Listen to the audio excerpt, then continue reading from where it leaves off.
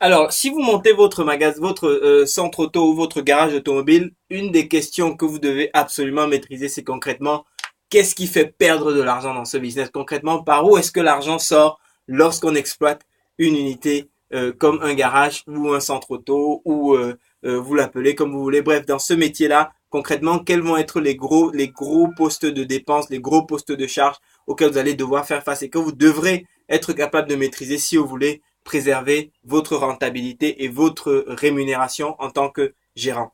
Alors, le premier poste le plus important que vous allez retrouver très souvent dans une activité comme celle-là, eh bien, ça va être votre poste achat. Pourquoi? Parce que très souvent, une part substantielle de votre chiffre d'affaires vient en fait de la partie prestation de la partie de l'entretien de véhicules. Et quand votre chiffre d'affaires vient de l'entretien des véhicules, ça veut dire que très souvent, vous êtes tout le temps en train de racheter des pièces, de les changer, etc., etc.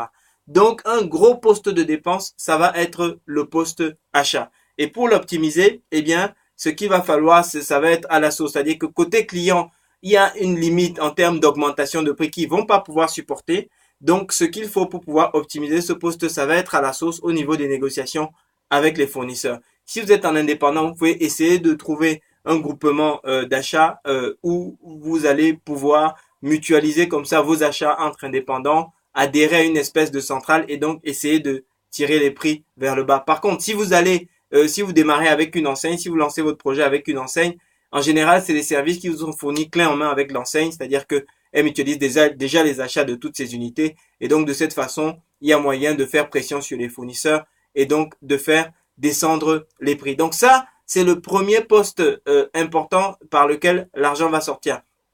Deuxième poste par lequel l'argent sortira, ce sera les salaires. Ici, il n'y a rien à faire. Il y a un salaire qui est fixé, enfin le minimum légal qui est fixé. Et en plus, plus vous allez aller chercher les compétences, plus ça va coûter cher. Donc là-dessus, et c'est pas sûr que ce soit le bon poste d'économie. Ce qu'il faut, c'est juste bien gérer les présences, bien gérer la productivité. Parce que quelquefois, il vaut mieux payer un petit peu plus cher quelqu'un qui va être beaucoup plus efficace plutôt que de payer au SMIC quelqu'un qui va vraiment pas avancer. Vous voyez? Et c'est pour ça que je dis que c'est pas vraiment un bon calcul de vouloir faire un maximum d'économies sur ce poste-là. Ensuite, le troisième poste qui va être également parmi les plus importants, eh bien, ça va être votre loyer. C'est-à-dire que là où vous exploitez la plupart des garages ne sont pas propriétaires de leurs murs, donc vous avez un loyer à payer. Même quand bien même les murs sont achetés, vous avez quand même un remboursement de crédit à faire à la banque.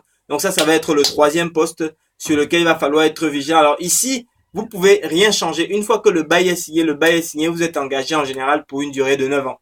Donc, parce que en général, c'est des beaux 3, 6, 9. Donc là-dessus, vous ne pourrez pas faire marche arrière. Par contre, là où vous optimisez les choses, c'est au lancement de l'activité. C'est-à-dire que si au lancement de l'activité, eh bien, vous avez la possibilité, ce qu'il faut, c'est bien vérifier l'endroit où vous vous implantez. Parce que si vous vous implantez pour un loyer donné, le prix du loyer en lui-même, c'est cher, pas cher, ça ne veut rien dire. C'est la quantité, la qualité de l'emplacement qui détermine si c'est très cher ou pas cher. Donc, ce qu'il faut, c'est essayer de trouver, évidemment, le lieu où vous êtes le mieux placé en essayant de payer le moins possible.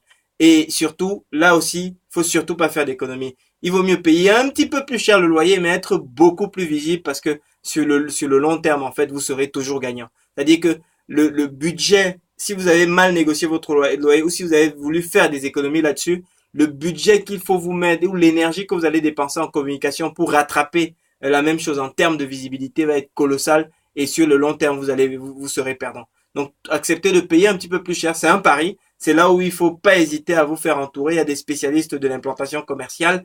Lorsque vous passez par une enseigne, elle vous aide et elle vous met à disposition son staff également là-dessus, son expérience, son historique. Mais vraiment, c'est un poste crucial pour limiter les sorties d'argent et donc préserver votre résultat net, c'est-à-dire votre bénéfice, c'est-à-dire les dividendes que vous pourrez vous verser. En clair, ce que vous allez sortir en termes de cash à titre personnel en tant qu'entrepreneur de cette activité de garage ou de centre automobile. Voilà ce que je souhaitais partager avec vous. J'espère que ça vous a clarifié un petit peu les idées sur ce qu'il faut regarder, notamment lorsque vous souhaitez maîtriser la gestion et préserver la rentabilité de votre centre auto, maximiser le cash que vous pourrez en sortir. Des commentaires, ça se passe en bas. Vous souscrivez à la chaîne, vous connaissez vous savez ce qu'il faut faire et vous savez qu'il faut surtout me laisser deux, trois lignes parce que c'est vraiment ça qui me fait plaisir de voir que ces vidéos vous éclairent ou qu'elles soulèvent des questions ou qu'il y a des sujets que j'ai pas abordés. Bref, et si vous avez vu des gens qui ont démarré, qui s'en sont pas sortis, ce qu'ils vous ont dit, bah écoutez, c'est dans les commentaires. Bref, je vous remercie, je vous souhaite très bon succès dans votre projet. Merci.